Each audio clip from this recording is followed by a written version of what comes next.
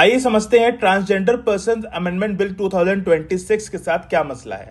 देखिए 2014 में NALSA versus union of India में ऑनरेबल सुप्रीम कोर्ट ने थर्ड जेंडर को रिकॉग्नाइज किया कि मेल फीमेल के बाद जो एक और जेंडर आता है जिसे ट्रांसजेंडर कहते हैं, जिसमें एक बहुत लंबी कैटेगरी होती है। उसके बाद 2019 में यूनियन गवर्नमेंट एक एक्ट लेके आती है जिसको कहा जाता है transgender person protection of rights act 2019। यानी कि इस एक्ट में ट्रांसजेंडर के साथ जो भी डिस्क्रिमिनेशन हो रहा है उसको डील किया गया है। उसमें प्रोविजंस दिए गए हैं, अगर ट्रांसजेंडर के साथ कोई भी डिस्क्रिमिनेशन होता है किसी भी तरीके का, उसको डील किया जाएगा। लीगल रिकॉग्निशन मिलती है। कोई भी बंदा अगर जाकर के कहता है डीएम ऑफिस में, डीएम से कहता है कि मैं ट्रांसजेंडर हूं, तो डीएम उसको सर्टिफिकेशन देंगे और वेलफेयर स्कीम्स लाई गई। ठीक है, कोई दिक्कत नहीं है।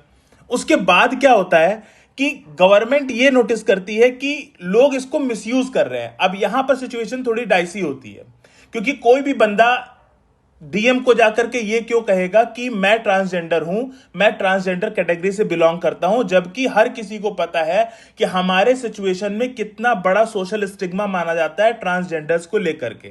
ठीक है, फिर ट्रांसजेंडर्स की कोई भी क्लियर डेफिनेशन नहीं थी। नीड फॉर वेरिफिकेशन की नीड थी।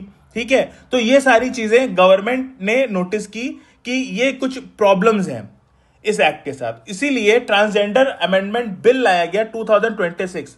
अब इसमें क्या है, इसमें जो सबसे बड़ी प्रॉब्लम यह है कि सरकार ने यह तो कह दिया कि जो इंसान प्राइमा फेसाई यानी ऊपर ऊपर से देखने में लगता है कि यह ट्रांसजेंडर है, तो उसे तो ट्रांसजेंडर की कैटेगरी में रखा जाएगा और वो सारे वेलफेयर स्कीम्स और सारी चीजें उसको दी जाएंगी।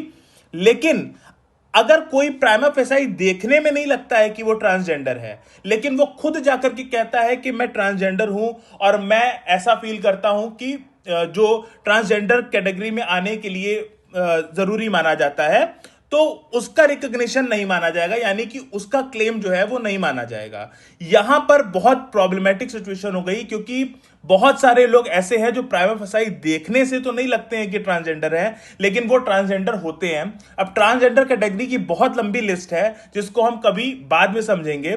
और हमारे सामने जो सिचुएशन अभी आ खड़ी हुई है कि ट्रांसजेंडर के साथ जो डिस्क्रिमिनेशन भारत की सरकार, यूएसए की सरकारें, दुनिया भर में हम ये देखते हैं कि ट्रांसजेंडर के साथ इतना ज्यादा भेदभाव होता है जिसकी कोई हद नहीं। हमें इसका हल तत्काल ढूंढना पड़ेगा।